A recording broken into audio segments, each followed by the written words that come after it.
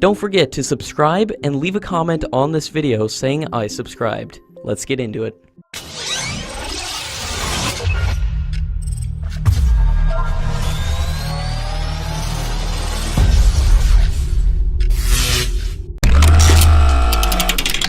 During the ongoing 3-day visit to Russia, the Indian Defence Minister met her Russian counterpart in Moscow and discussed defence cooperation between the two countries with a focus on military technical cooperation.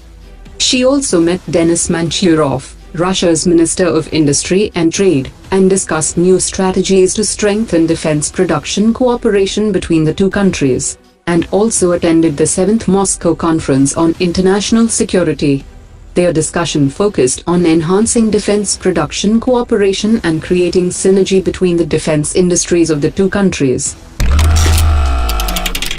The Indian Air Force has told the government that it is in a hurry to induct new jet fighters and wants the government to go for an intergovernmental deal with a foreign country to manufacture the aircraft in India.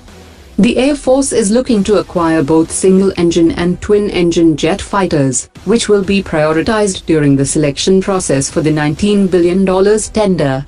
The Air Force is working hard to issue the request for information for the aircraft, and it is expected to come out before the Defense Expo 2018. According to sources, the contract for the delivery of S-400 systems to India will not be signed during the current visit by Indian Defence Minister to Moscow. All the technical parameters of the contract have been fully agreed, but the sides have not yet agreed on the price of the deal. India is expected to sign the S-400 deal in October 2018, during the meeting between Prime Minister Modi and President Vladimir Putin. According to the Defence Minister, India is planning to officially launch the AMCA, the indigenous program to develop a stealth jet fighter. The Defence Minister has said that the feasibility study for the program has already been completed. The Indian Air Force has suggested the Aeronautical Development Agency to initiate the AMCA technology demonstration phase before launching full-scale development of the aircraft. According to reports, the final operational clearance of Tejas Mark I will be completed in 2018, and many countries are interested in the purchase of the aircraft. After the demonstration of mid-air refueling capacity, the Mark I will be granted final operational clearance, and plans are in place to start the mid-air refueling trials after 2 months. The Tejas Mark 1A and Mark II version will be in the initial operational configuration even before making their first flight, and once the trials are completed, the aircraft will move to production. This will help to reduce the turnaround time of development, while final operational clearance will be an ongoing process, which will continue to seek improvements and upgrades while the jet fighters are inducted.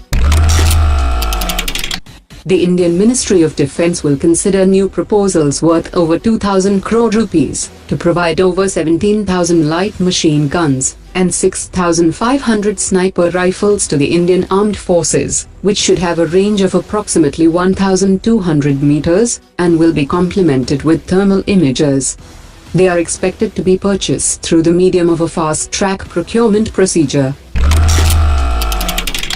According to reports, China will launch 2 remote sensing satellites for Pakistan, which will be the first international commercial launch for its Long March 2C after 1999.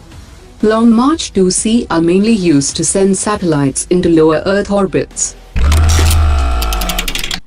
The National Security Guards has approached the Home Ministry and top national security planners and have asked the permission to send its special unit in support of the Indian Army.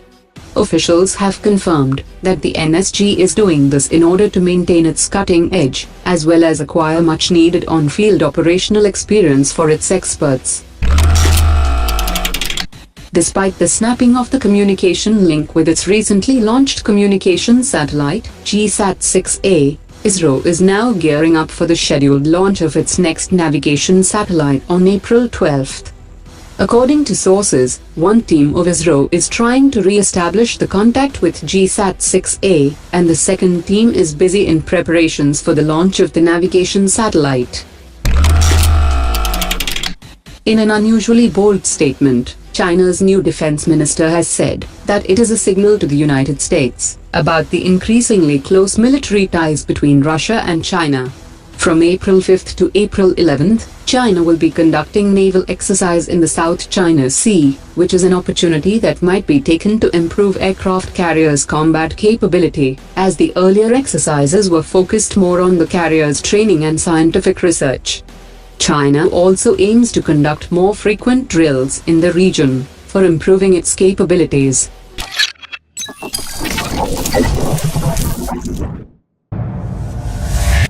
Omar dropped it.